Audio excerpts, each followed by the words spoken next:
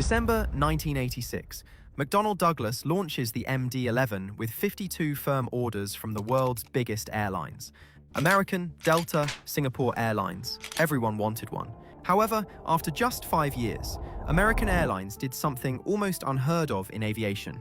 They retired their entire MD-11 fleet. Delta follows, then Singapore Airlines. But here's what makes no sense. While passenger airlines were desperately trying to get rid of these planes, FedEx and UPS were buying them up as fast as they could. FedEx brought the entire American Airlines MD-11 fleet, followed by UPS, which spent $2 billion on an aircraft that passenger airlines called a nightmare.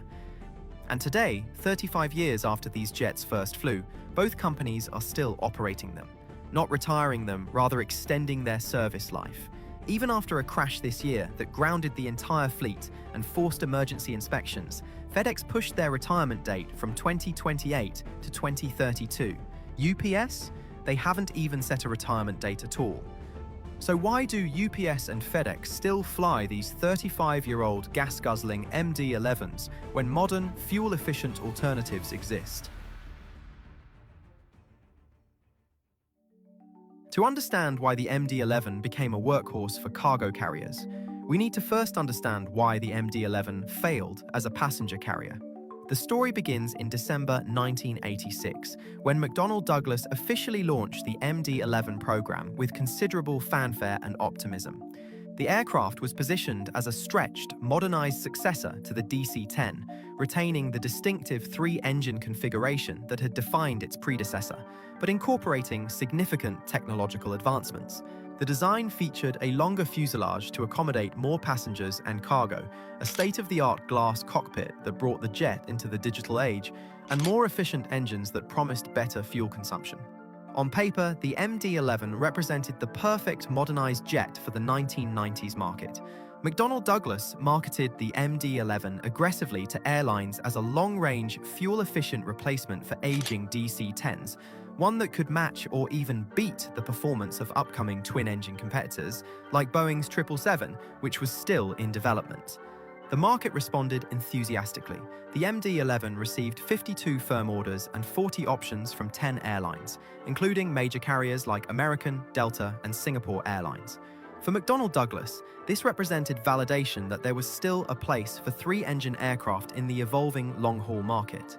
But the excitement and sales momentum soon began to evaporate as the MD-11 entered service and airlines discovered a troubling gap between promise and reality. Major carriers became openly unhappy with the MD-11's real-world performance, particularly during the aircraft's early operational years. The complaints centered on 2 critical metrics: fuel consumption and range. The MD-11 was burning more fuel than advertised, and more problematically, it wasn't achieving the range figures that McDonnell Douglas had guaranteed in its sales brochures.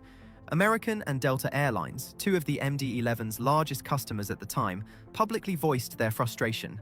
For them, these weren't minor quibbles about comfort features or minor operational quirks. These were fundamental performance shortfalls that directly impacted route planning and operational economics. Both airlines felt they had been sold one aircraft on paper and delivered another in practice. The disappointment was so severe that both carriers took the extraordinary step of cancelling portions of their MD-11 orders and pivoting to Boeing's 777 instead.